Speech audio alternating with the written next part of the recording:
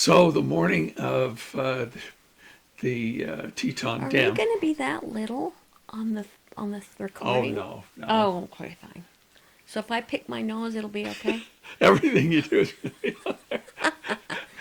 Okay, the morning of the T. We had just moved into Rexburg. I felt like we should move from Idaho Falls. Jen didn't feel like we should move, right? No, I did. You did?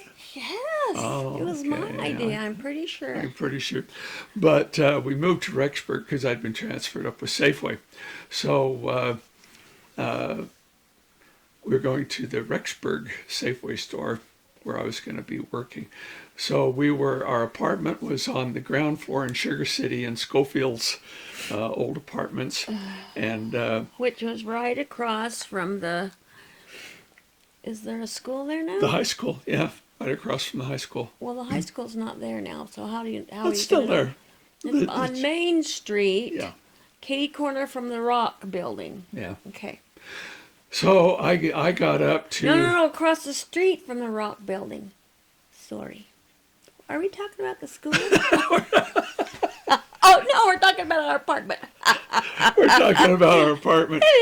So I went over there to unpack everything because we weren't able to unpack everything, and we were staying at Ron and Dorothy. And I just had this feeling, go home. I mean, everything I tried to do to unpack things, it just wasn't working out really good. So as soon as I drove up in front of Kinghorns, Dorothy came out and she says, the Teton Dam's broken. And we Honey, got to get are you out. going through puberty? That's a joke, son. That's a joke. So anyway, we got everything together and we decided to stay together. Dorothy wasn't. Well, you gotta tell them where I was. Yeah, well, you bring us up to speed. Oh, okay then. You were down Idaho Oh, Falls. you want me? Okay, well, the day before, the morning before, I started into labor. And at about 7 o'clock, 8 o'clock in the morning, Yeah. and we had our doctor in Idaho Falls, and we went down there, and I had Jeffy by about 11. Yeah. He was a big boy. Big boy. He was 8 pounds. He's a big one, all right. He was a big one, and okay, then that's where I was in the hospital. So what happened when you heard the dam had broken? Well, the nurses came and told me, and I was scared to death, and I didn't know where anybody was. The phone lines were all down, but I could get a hold of Brent. How did I get a hold of Brent? Because he was in Boise. Brent was in Boise. He called me, maybe. He might have called you. Oh, and I asked him, did you know what happened? And he said, yes, but he knew where the family was. His family, but I didn't know where you were. And so I'm in the hospital just thinking my whole family's been killed. And I didn't know any different until 11 o'clock that night when a police officer came in and told me that everybody was safe. Yeah, so back in Sugar City, we thought it was going to be like when we'd been flooded before, years before. We thought it could be a few inches, but we all got together. We drove up to the lawn on the Lincoln Elementary School, where I was later principal. No, you were up on by Madison Hospital. No, we were up right in front of what would become years later my office. We're sitting right outside there on the lawn, and sitting there with Jean, and I had Jenna.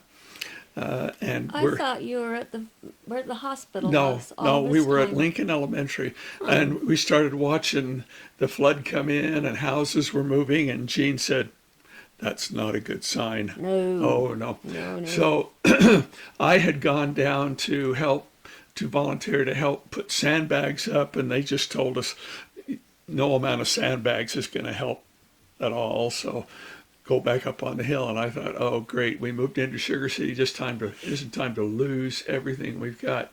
So then all the telephone lines were down, and we were at Maggleby's. And we John were Maggleby's. John Maggleby's, which is right across the street now from where Jason lives, or just right Just right west. Yeah, on the opposite corner there.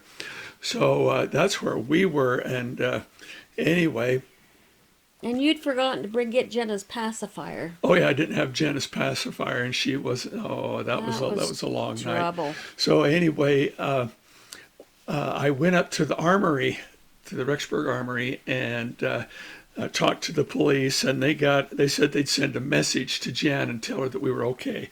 So what did they tell you? I should told you Oh, I got- already. So they got the message to you finally. 11 o'clock that night. Oh, okay. So That was nice. so we were. I was watching out over the valley as the sun was going down. Then the roads started to appear. I had binoculars. I was looking out over the valley, and I thought, oh, things are going to change. And it was so quiet, just quiet as could be. Because why? Say why. Well, there were no crickets. They were all gone. The birds had all been wiped out, or No. at least, Sent away. everything. Yeah. No cars. I was able to get something to eat up on